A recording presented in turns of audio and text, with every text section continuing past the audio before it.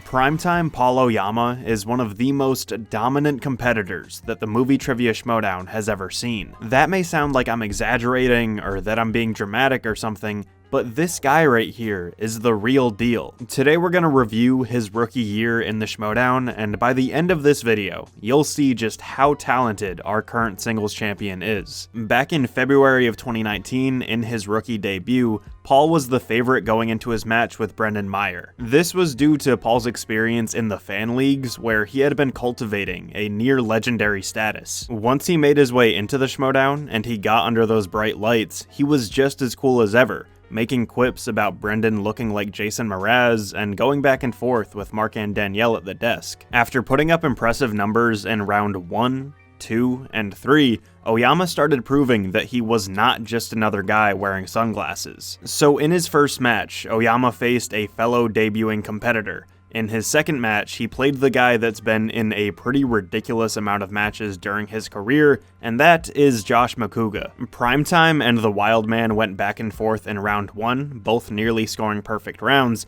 but what's more impressive than that for me is Paul's round number 2. Oyama is so young compared to a lot of the people in the league. He could very well be the child of some of the older competitors, but he spins classics in this round and gets 6 out of 8 possible points. This is when I started to understand how wide his breadth of movie trivia knowledge is. Oyama TKOs Makuga, and it's on to the next one. Over his next 2 matches, Paul would take out 2 more rising stars in the Schmoedown. Next up, he faced another former Fan League competitor in Chance Ellison, and it was business as usual for Primetime. A near-perfect round 1, he spins a new category that is apparently just as much of a strength as every other category for him, another great round 2, and a good round 3 to pick up the win. Paul was now 3-0 going into Collision, where he faced Liz Shannon Miller, who was also 3-0. And no pun intended here, but it was clockwork for Paul. Near perfect in round 1, in round 2 he got another unique category,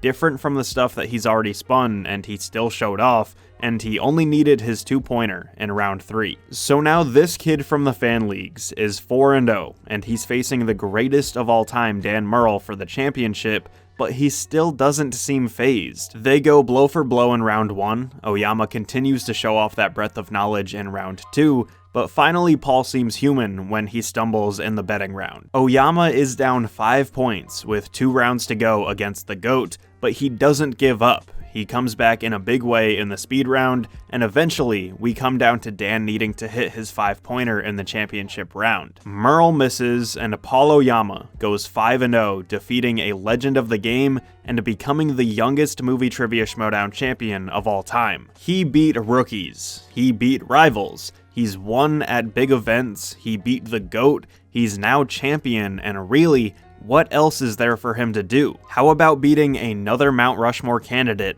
at a live event to successfully defend the singles belt? Oyama played well in round 1 against Snyder, spun opponent's choice in round 2, which didn't turn out great for him, but it wasn't all that bad either. He got his strength for the betting round, did fine in the speed round, and had his worst round 3 yet. Oyama ended up winning in sudden death, and now I present to you a jaw-dropping stat from Frank Janisch. Paul Oyama is the first player to ever start their career off by going 6-0. He's the second person to ever have a 6-win streak, with the first being the inglorious one Sam Levine. That win streak is a huge part of why Sam Levine is in contention for being the greatest of all time, and Oyama's streak has better stats than Sam's. And while we're here, it's also worth noting that Paul is 1-0 with his team the Loose Cannons, with his partner Eric Zipper. The Dungeon has had a great 2019, and if Kaiser ends up winning Manager of the Year,